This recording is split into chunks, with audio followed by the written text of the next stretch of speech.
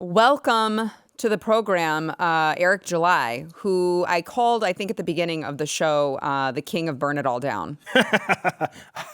Is that accurate? I'm putting that in my bio after the show. Yeah, the king of Burn It All Down. I like that. Eric July, of course, Place TV contributor and founder of Ripaverse Comics. And you could not have been joining us on a more appropriate day for Eric July to be here, because we heard news today. You know, MTG had intended to file a motion to vacate for Speaker Mike Johnson because, you know, seems that we get all of these speakers of the House who don't want to represent their constituency or the grassroots. And she has now an ally in Representative Thomas Massie, who said he will be joining her in her effort to strip Johnson of his speakership.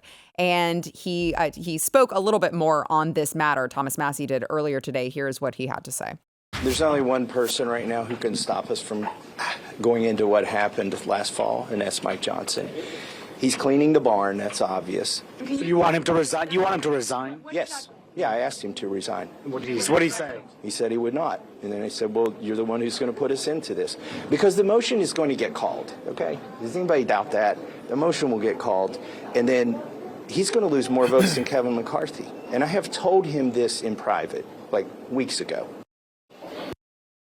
Do we have popcorn? I just okay, so I want to play Mike Johnson responding to this, saying, I'm not resigning. This is crazy. This is absurd that you guys would suggest that I resign because, you know, I'm like pushing for more foreign aid to Ukraine and all of these other places without pushing for our own border security measures. Please, I'm not resigning. Watch. Mr. Speaker, what is your response to Republicans who say this move should cost you your job and that if you don't resign, they will try to oust you? I am not resigning, and it is, in my view, an absurd notion that someone would bring a vacate motion when we are simply here trying to do our jobs. It is not helpful to the cause. It is not helpful to the country. It does not help the House Republicans advance our agenda, which is in the best interest of the American people here: a secure border, sound governance, and it's not helpful to the unity that we have in the body. Let me ask you this, Eric. Is it helpful that Speaker Johnson decided to bring 4 foreign aid and national security bills to the floor that would fund Ukraine, Israel, Indo-Pacific, and not include border security measures? Is that helpful for the American people? Would you call that part of your particular priority, to fund all of these foreign aid bills without any national security measures, without border security measures? Is that your idea of a good speakership, good leadership for the American people? I think he might forget that he isn't president, or he isn't speaker of Ukraine. Well, I feel like it wasn't that long ago. Was it? Were we on the other set when he first got in? Yeah. I believe we were. Yes. It doesn't feel like that long ago. And everybody, I remember, had reservations. He was saying maybe the right things at the time, but people had the reservations, rightfully. Including us. That's the point. Yep. And I will say that, at least to me, maybe some of our viewers disagree. If you are on the opposite side of Massie on anything, you are taking the wrong position. Am I a little biased there because he is the one person that's in the House that has views that are closest to mine? Yeah, absolutely. And he oftentimes is correct. He has the voting record also to back up his said correctness. A lot of the things that we gripe and complain about with the representatives, particularly in the Republican Party, voting against the ideas of their constituents or the American people. And guys like Massie seem to be consistent on that issue far more than what the Republicans are, generally speaking. So that off rip for me does it. Yeah. You're on the opposite side of Massie, you're on the wrong side off rip. There's not that many people I would say that with. Ron, when he was in office, for sure I would say that. If you're on the opposite side of Ron Paul, you probably are taking the wrong position. But this is what I do want to have a substantive conversation about. Okay, let's say he gets ousted, rightfully. I want to know the direction that the American people want the Republican Party to go in. Now, for me, I want them to, I would prefer, you're the party of the two dominant parties, at least so you tell me, that does at least value individual liberty. So you tell me. You tell me. So you tell me you're the one that actually prioritized that. And maybe you can even say that you've shown that with who you've elected. There is no Massie equivalent in the Democratic Party. There is no Rand Paul equivalent in the Democratic Party. There was certainly no Ron Paul equivalent. There was no Amash equivalent. There were people that would sway on any given subject that may have been Democrats, like what Bernie did with the audit the Fed bill back in the gap with Ron Paul, where it's like, oh, wait, he has the right position. Oh, now he's taking the opposite position. Right. So there's a bunch of those going around. But what I don't understand is that the American people seem to want more or less to align themselves with the Massies of the world, with the Rand Pauls of the world. And Rand, of course, got it all correct on the whole COVID thing as well. And I'm like, why don't you guys follow that guy? But then every time there is the rubber meets the road, there's a time to have a vote for a new speaker or what have you. And then you get these milquetoast guys that are supposedly representing the party. I can't quite wrap my mind around that, because to me, it seems obvious. The people should at least, and it seems like arguably they do, want to go in the direction of those that value individual liberty, not stealing from people to subsidize foreign countries.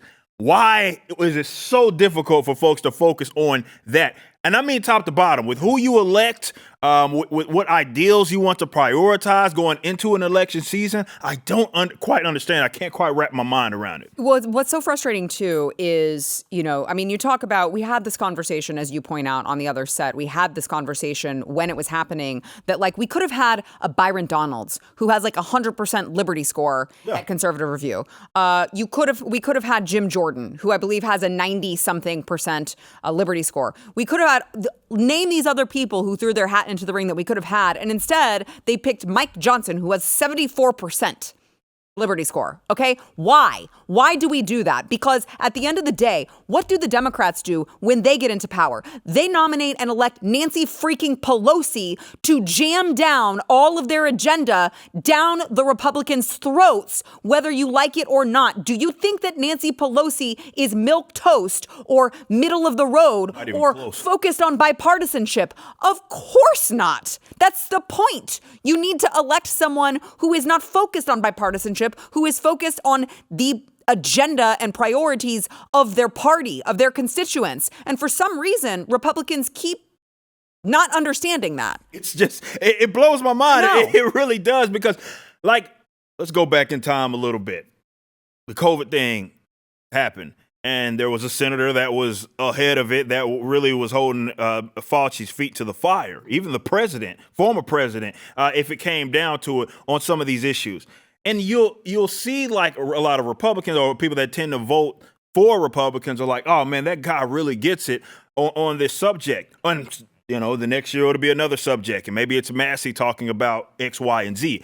And I just, like, to me, that's telling, like, okay, you guys support these people, these guys and their ideals. Unfortunately, they are a minority, I will say that, in the party. That doesn't mean that you haven't had folks that will either run under those ideas. I think maybe we pay too much, or people that tend to vote Republicans, so not me, but people pay too much attention to, like, the lip service of it all, as opposed to their actual voting records. Right. Believe it or not, you have a caucus that values liberty. There's the Senator Lees of the world. There are a few House guys that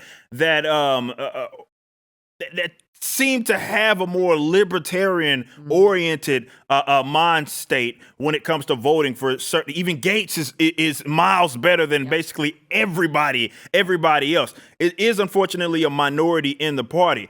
So to me, I think it's going to have to come from, if Republicans or people that vote conservative really want to change this, it's for sure going to come with flipping some tables. And look, maybe it does have to come at the cost of not getting your way for a short period of time. I'm okay with it. Yeah. I'm okay with that. Me personally, I'm fine with that. Yeah. I think you should be fine with it. You take an L for right now, but man, it's rooted so deep with these clowns that don't care about you. They don't care about liberty. They don't care about lowering your damn taxes. They don't care about, and we're in tax season right now, so I'm especially pissed off at it. I pay quarterly, and Jesus Christ, the amount of money that I had to give this criminal organization pisses me off. And I contend, I have said this for years, Eric, if everyone had to pay quarterly taxes the way that we have to, and they didn't get it taken out of their checks, there would be riots in the streets over this because they're they don't understand how much they're actually paying when it comes out of their paycheck and they never see it. If they actually had to physically write the check that you and I have to write, they'd be like, oh my God, this is extortion. Yes, and when you see these clowns focusing on the issues that they focus on, it will make you even more irate. Because that's what it does for me. It's a combination. I'm getting robbed. And then these guys are talking about subject matters I care absolutely nothing about. And they aren't prioritizing me trying to keep the money in my own pockets, which, oh man, I hate to talk about going around about economics, but it's true. Individuals like us are the people that are going to better the lives of those around us, because we're the ones that generally employ other people, right? And if I had just a smidgen of that money that I could keep, that would mean more books. That would mean, which means more opportunity for our artists, more opportunity for our warehousing guys. And instead, where is it going? Where is it going? Because Texas itself, maybe in the property I get taxed, but I don't get my income taxed, right? So I'm paying a lot of these taxes to these clowns right now that, I don't know, well, you're sending want to give money to Ukraine and Israel and everybody else. Zelensky. Yeah. Who was like an actor. He's a great belly dancer, I hear. So money well spent, Eric. Yeah. Money. Congratulations. Yeah, man, I'm on the moon right now. It's also going to fund all sorts of conflict, both sides of conflict all across the globe. That's all the time, right? You're usually funding both giving the money to Iran and to Israel to fight each other in some way, and then somehow there's some uprising, and you found out that you were actually funding them. The uprising as well. Yeah, you were funding them as well. That's great. Wow. So tax money going to very good use, Eric. Yeah, so all right, congratulations, What America. about roads? What about those damn roads? They tell me. Did you see that? Yes, I did see you post on that. Someone, I tweeted out the taxation is theft and the IRS is a criminal organization, and this guy was like, but what about the roads? I was like, my friend Eric July has a word about them hoe-ass roads. I have plenty of words about the damn roads, man. So yeah, well, I mean, we'll see what happens with this. When Matt Gaetz did this the first time, the motion to vacate Kevin McCarthy, I said the same thing, which was, look, maybe we need a little instability to get us more stable at the end of the day, right? Because if we set the precedent, if we get you in there and you don't do your damn job and you don't prioritize our priorities, you're freaking done. And you're going to be embarrassed in front of the entire country. Do you want that? Maybe that's the precedent that needs to be set. I'm being dead serious. I know. For the American people that are out there, maybe that's what needs to happen. I really think so. Take a short loss, but at least in the long run, it will benefit you. Exactly.